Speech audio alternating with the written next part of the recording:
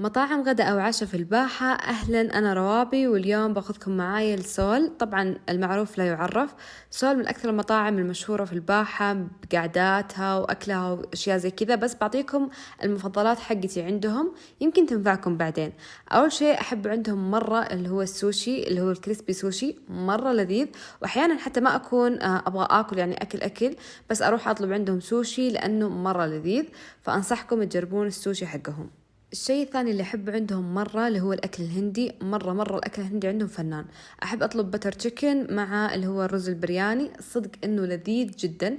ودائما لو اشتهيت أكل هندي في الباحة أروح سول، لأنه أحسه أكثر مطعم بالنسبة لي يضبط الأكل الهندي في الباحة. عندكم السلطات، سلطة الكينوا مرة لذيذة. سلطة كينوا مرة صحية، يعني الناس اللي يحبون الأشياء الصحية حلو يجربونها. وكمان في تشيني الفريدو عندهم مرة لذيذة بالدجاج. هذه تقريبا أكثر الأطباق